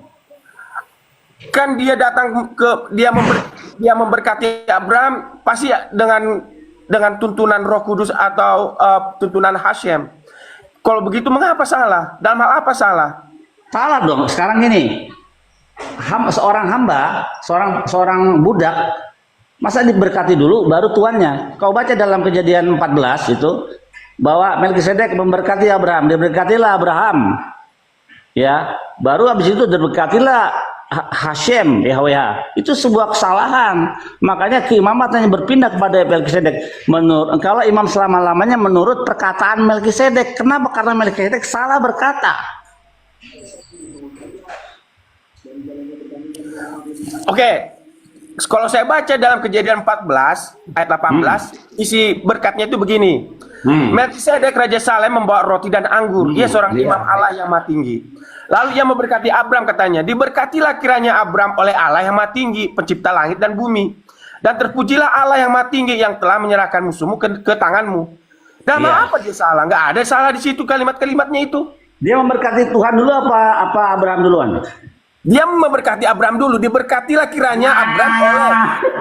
Itu kesalahannya. Makanya engkaulah imam selama-lamanya menurut perkataan Melkisedek, karena Melkisedek salah berkata. Jadi keimamatannya berpindah kepada Abraham dan keturunannya.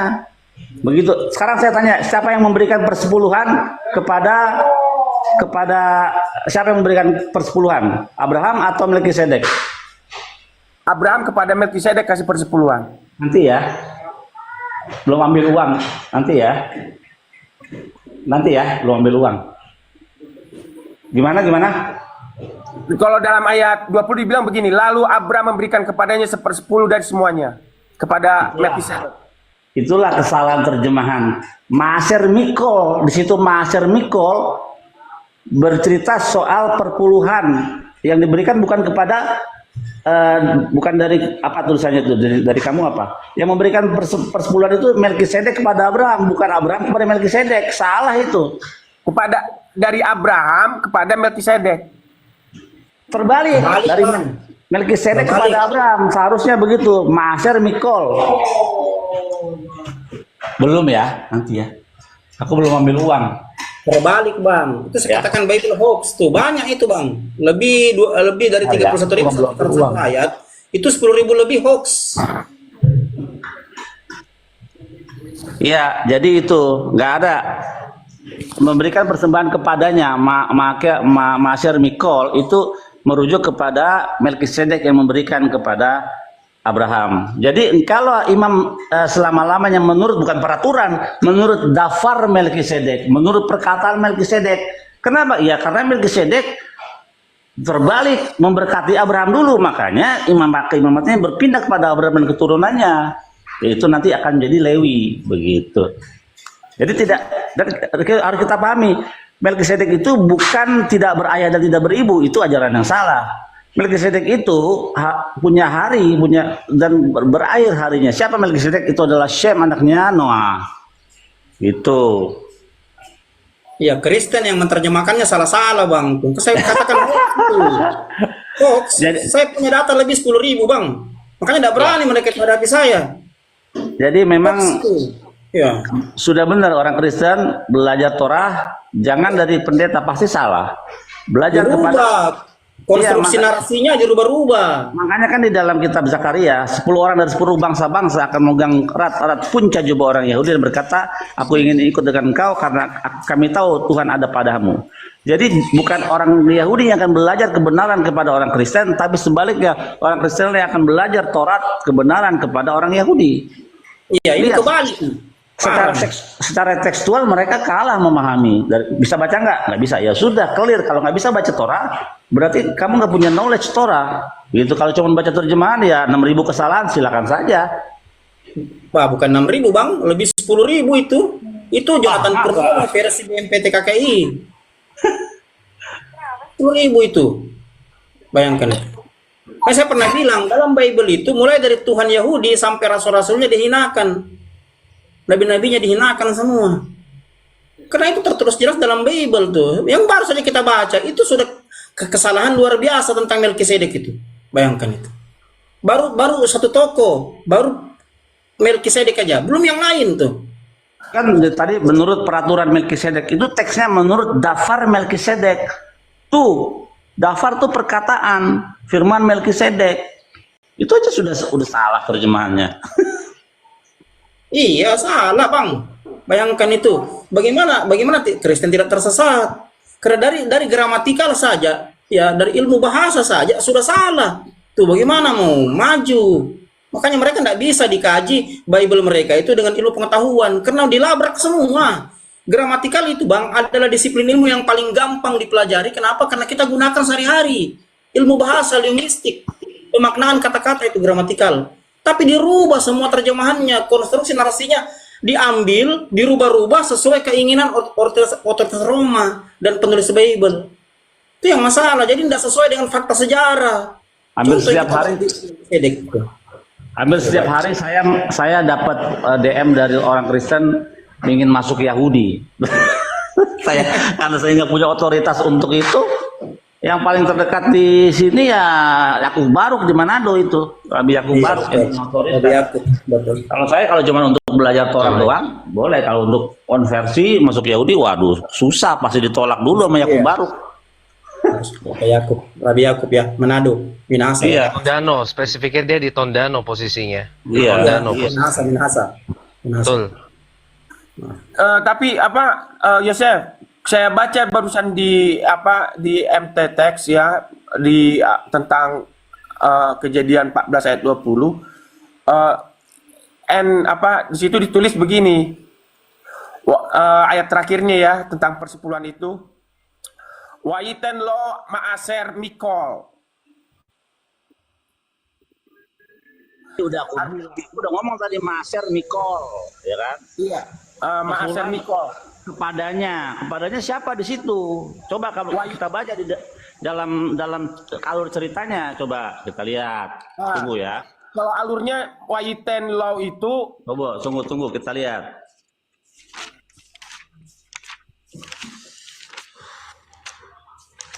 Empat 20. Ya. Ayat 20 Bang. 14 ayat 20. Jadi kan 14 ayat kok ini? Sabar. 14. Alur ceritanya begini jadinya. Kan itu mengenai kata ganti ya. Nyanya itu ada kata ganti. nggak ada kata nama-nama, nggak ada di situ ditulis Abraham, tapi nyanya. Nah, nyanya itu yang harus kita lacak ceritanya. Ini ya. Ini kesalahannya Melkisedek ya, ayat 19 ya. Tapi Melkisedek Raja Salem membawa roti dan anggur dan he was a priest of God. The most, dulunya dia adalah, ini nggak pakai bentuk present ya, tapi memakai bentuk past tense. Karena apa? Keimamatannya dia sudah hilang, berpindah kepada Abraham. He was a priest of God, the Most High. He blessed him, say, ya, he-nya berarti kan Melkisedek, bless him, memberkati siapa? Abraham. Bless is Abraham of God. Diberkatilah Abraham oleh Tuhan yang Maha Tinggi, mencipta langit dan bumi. Dan yang kedua, dan diberkatilah Hashem yang Maha Tinggi, ya, yang membawa keselamatan dari musuh-musuhmu. And he gave him, dan dianya siapa ini? Melkisedek memberikan kepadanya 1/10 dari Maaser Mikol, dari semua persepuluhan. Jadi yang betul. Iya. Begitu, jadi bukan selama ini kan teman-teman Kristen meyakini, beriman akan terjemahan bahwa yang memberikan persepuluhan Abraham kepada Melkisedek. Ini salah, Melkisedek kepada Abraham. Terbalik Bang. Betul. Tidak sesuai budaya Yahudi. Kalau Abraham yang memberikan kepada Melkisedek, itu tidak sesuai budaya Yahudi. Itu dasar hukum dari mana? Coba legal filosofinya dari mana? Sebentar. Dasar hukumnya adalah begini. Dalam keimamatan Lewi yang memberikan persepuluhan adalah kaum awam kepada imam besar atau imam lah dulu. Dalam hal ini Melkisedek. Nah, dalam hal kejadian 14 pun begitu. Karena di situ adalah status sebagai imam besarnya itu adalah Melkisedek, maka Abraham memberikan 1/10 kepada Melkisedek. Itu jawaban saya.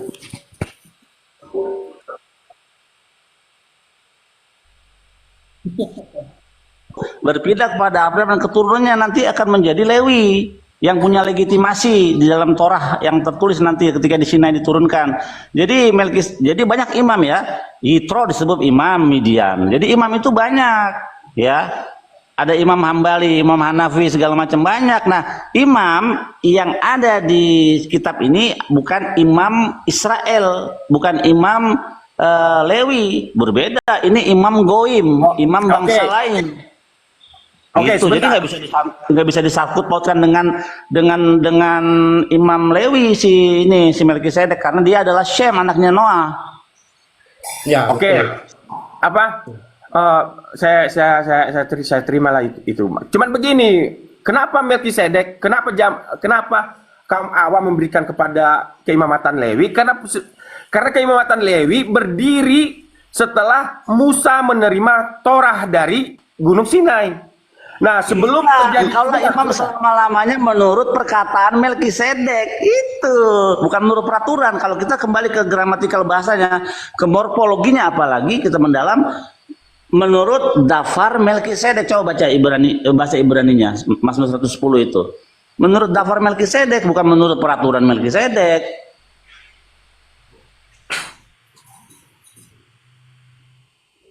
Iya, itu jauh juga jaraknya, Bang. Itu kan setelah nanti Musa, Harun kan begitu. Ya. Jadi apa orang Lewi kan begitu harus mempersembahkan ya, mempersembahkan kepada imamnya.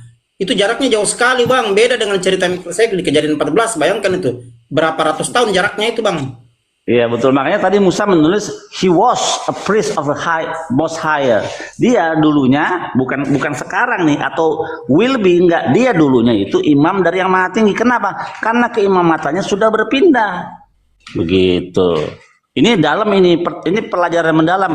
Kalau kamu mau belajar yang benar, cari Sefaria, kamu klik di situ semua komentari semua para haham, perdebatan para ulama, para haham soal ayat ini.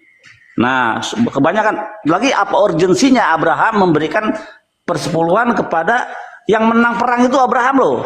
Yang menang perang nih logika ya. Yang menang perang tuh Abraham. Masa yang menang memberikan penghargaan persepuluhan kepada yang orang yang dibelanya?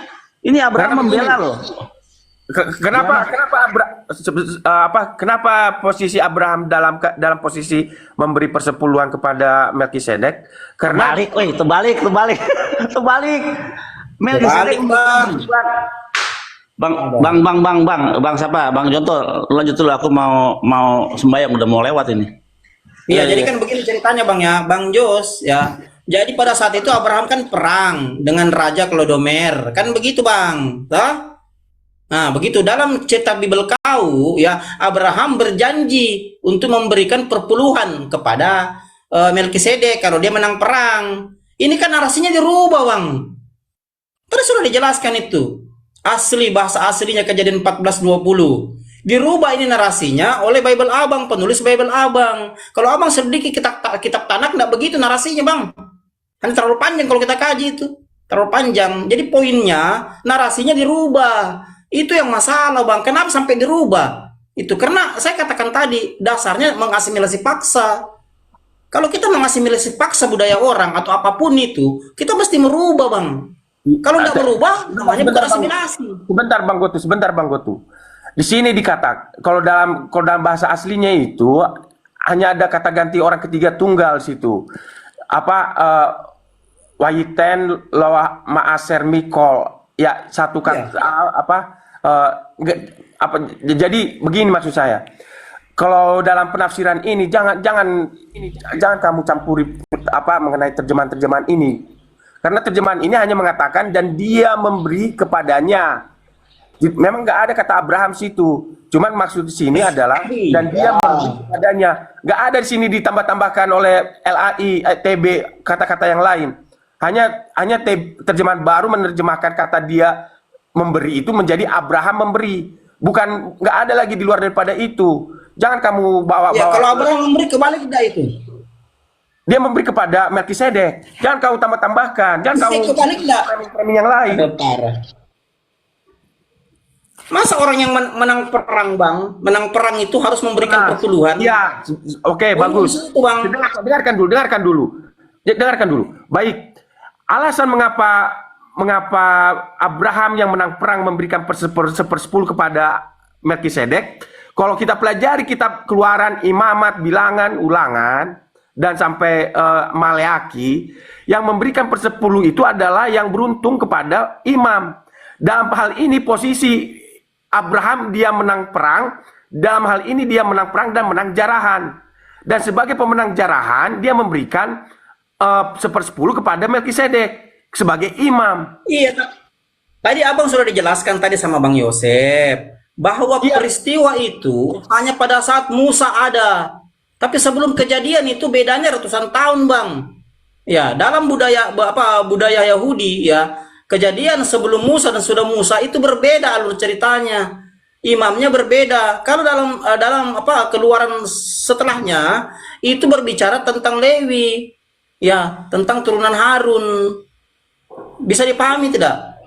Tadi sudah dijelaskan sama Bang Yosef bahwa gramatikalnya sudah salah, salah penempatan, salah pemaknaan, kan begitu Bang. Abang sangkut paukan kejadian kitab kejadian dengan kitab yang dibawa kejadian yang sudah ratusan tahun umurnya lewatnya gitu loh. Kan begitu. Kita kan berbicara ini di situasi di mana kita bicara narasinya ada dalam kitab kejadian. Sebelum Musa ada. Kan sebelum Musa ada ini ceritanya. Yang Abang bawa narasi itu setelah Musa ada. Itu sudah beda aturannya Bang. Karena sudah diatur oleh Harun untuk suku Lewi. Kan begitu. Makanya gramatikal itu penting Bang untuk membuktikan kebenaran. Kita bisa tahu. Saya bukan seperti yang kamu maksudkan, itu aja. Tapi terima kasih lah. Ya. Kalau semua ngomong Bang, poinnya itu terbalik ya. Poinnya narasi terbalik. Jangan terbalik. Jangan kamu framing kitab suci orang. Kalau yang framing itu kitab Yahudi, tadi orang Yahudi sudah ngomong loh. Kitabnya itu loh. Masa saya framing? Itu Bang Yosef, Rabi Yosef itu orang Yahudi, kitabnya masa framing. Parah kau ini. Waalaikumsalam. Aduh. Bang Goto ikuti aku Saya dulu. hanya Bang. menjelaskan sejarah. Sejarahnya Follow aku begitu. dulu Bang Goto. Follow akunku dulu. Oh iya. Udah di follow ya, aku udah follow ya akunnya Bunda-Bunda Iya, Sulawesi baik. ya. Baik. Silakan teman-teman Kristen. Masih ada kursi 10, silakan naik. Izin bicara ya. Ini Bang sebelum Billy-nya kita udah turun mundur. atau masih ada nih? Masih Bang Billy masih ada. Masih di atas. Masih ada Bang Billy? Bang, Masih, boleh masih. ngomong dong? Nanya lagi Lagi Bang. sibuk kayaknya. Jauh sibuk. angkat ya. Iya. lagi Izin sibuk. dulu ya, saya juga mau Silakan Bang James, silakan. izin dulu Silakan. sebelum saya Di sini pamit. sudah mau duhur juga Bang ini. Di tempat saya sama Bang Billy ini udah mau sholat zuhur. Saya Ya, di di sini mau Jakarta, duhur, Bang saya Billy di juga. Depok. Di mana Dikit Bang Goto lagi. domisili? Di mana Bang Goto Saya di domisili? Makassar Bang. Di sini sudah jam 11.40. Oh iya. Maik iya. Bang Goto ke Maik Terima Makassar. Iya, Makassar. Sama Bang iya. Suma atau Sudiang. Saya Sore Sudiang. Bang Suma. Enaknya biasa Ya. mangiri mangiri maros, biasa motor kakale-kalengku naon rimaros. Oh iya. Contoh Makassarnya satu. Ya. Totok udah mau. Ya, jadi teman-teman semuanya, tadi kita sudah simak Dari ya Bang paparan Goto. dari Ada Bang Goto, Rabi Yosef atau Rabi Billy. Oh ya. ini ada barong mau Jadi- naik ini barong. Jadi rekan-rekan, dulu izin dulu dong. Aku Iya, iya, mau, Bang. gak lama kok, cuma butuh Lanjut, beberapa menit doang kok. Jadi teman-teman sekalian, tadi kan kita sudah dengarkan, sudah simak panjang lebar paparan dari guru kita Bang Goto, Rabi Yosef dan juga Gurunda Zuma yang tadi ada kesibukan, makanya pamit duluan. Jadi rekan-rekan sekalian, inilah bedanya ajaran hasil musyawarah, ajaran hasil rapat dengan ajaran yang ilahiyah, ya. Ajaran yang bersumber dari bikinan orang, dari rapat 17 abad yang lalu, ya. Betul ya tadi dibilang Bang Goto, nggak hanya memanipulasi, tapi membuang seluruh ajaran asli dari Yesus yang tadi disampaikan Guru Tazuma tadi, orang Judaism asli. Tadi saya mau nambahkan tentang makanan kosher, ya. Nah teman-teman ini kan seringkali menggiring yang ya itulah ibab itu kan, oh kami boleh, padahal sebenarnya Yesus itu mengajarkan untuk makan-makan yang kosher. Kosher itu kalau di kita bilangnya halal. Tulisannya gimana Pak James? K-O-S-H-E-R. Teman-teman boleh tulis di bawah. K-O-S-H-E-R. Dibacanya kosher, ya. Itu teman-teman. Jadi apa betul yang dibilang Bang Goto tadi, apa yang dibawa oleh Judaism itu dipelintir semua, dimanipulasi semua. Makanya kenapa Bang Goto saya bilang kepada teman-teman Kairos Tank ini, Anda ini bawa hoak, Anda ini bawa ajaran hoak, Anda bawa rujukan yang hoax, gitu loh. Kalau dengan saya nggak bisa you main hoax. Iya.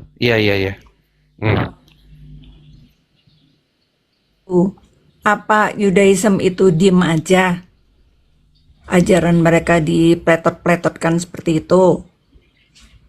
Ya kan udah ada ininya, ya kan udah ada itu, ada bagiannya lah. Salah satunya kayak Rabi Billy sama ya Rabi Yaakov baru itu. Jangan potong saya dulu ya. Saya nanti kalau mau ini lagi nanti dulu. Mendadak Tunggu. muncul.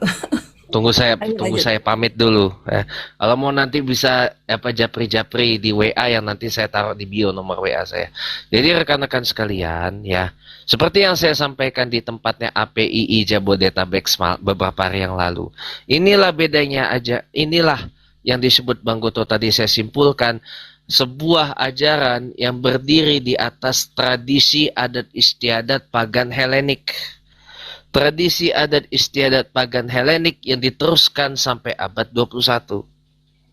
Contoh penyembahan apa yang disebut tadi Dewa Dionysius tadi, yang besok ulang tahun yang nggak tahu keberapa lah itu. Dewa Dionysius itu ya, ulang tahun keberapa nggak tahu lah besok ya. Udah kasih kado belum itu buat Dewa Dionysius, Dewa Mitra sama dewa-dewa yang disebut Bang Goto tadi ya. Nggak tahu lah besok ulang tahun keberapa itu. Dewa yang disebut Gurunda Zuma tadi, Agnostos Theos ya, Tuhan sesembahan yang tidak diketahui, dewa-dewa yang tidak diketahui. Nah itu ya. Besok nggak tahu ulang tahun keberapa. Makanya wajar kami mengadakan Hari Mu'alaf sedunia, tujuannya untuk menyelamatkan ya. Itu bagi saya gini teman-teman ya, adalah rasa syukur bagi saya. Rasa syukur orang-orang datang menyembah sang pencipta makhluk hidup dari yang selama ini menyembah makhluk hidup. Cobalah teman-teman pikirkan, selama bertahun-tahun mereka nyembah cowok bule ganteng. Saya aja kalah ganteng sama Tuhannya Oten.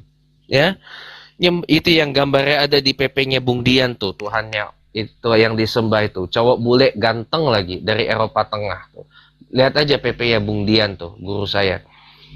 Mereka datang menyembah sang pencipta pria bule gondrong yang ganteng itu. Apa nggak bersyukur kita? Alhamdulillah ketemu jalan yang benar gitu loh. Nah, tadi disampaikan Bung Dian tadi betul, ada irisan Judaism sama Islam walaupun ada beda-beda dikit lah. Sama-sama monoteistik. Apa tuh monoteistik Pak James? Nyembah kepada satu Eloh. Eloah yang dibilang Gurunda Zuma tadi, Eloah. Eloah tuh Allah. Elohim tuh Allahumma. Jangan dipelintir-pelintir kata Elohim itu. Saya paling muak teman-teman kalau Oten-Oten ini pelintir kata Elohim itu jadi macam-macam. Muak saya. Elohim tuh artinya Tuhan kami, sesembahan kami. Kalau bahasa Arabnya Allahumma. Ya, jangan kau pelintir-pelintir lagi Elohim macam-macam itu. Marah saya. Walaupun saya bukan orang Judaism. Walaupun saya bukan ini, penutur bahasa Ibrani. Jadi rekan-rekan, rekan-rekan sekalian, mari silahkan renungkan apa yang disampaikan Bang Goto dan Bang Billy tadi.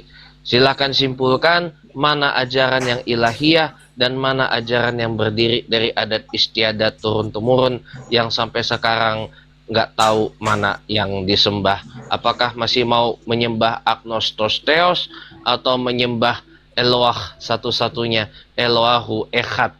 Itu aja dari saya, Toda Raba, Shalom Laim, Assalamualaikum warahmatullahi wabarakatuh. Ada yang typing di bawah itu. Sejak kapan Tuhan Islam sama Tuhan Yahudi? Islam tidak pernah menyamakan Tuhannya dengan Yahudi. Yang menyamakan itu Yahudi. Yahudi berkata bahwa Tuhan mereka sama dengan Tuhannya orang Islam. Makanya mereka kalau tidak ada sinagog, mereka semua rame-rame masuk masjid, bukan masuk gereja. Tidak mau masuk gereja orang Yahudi.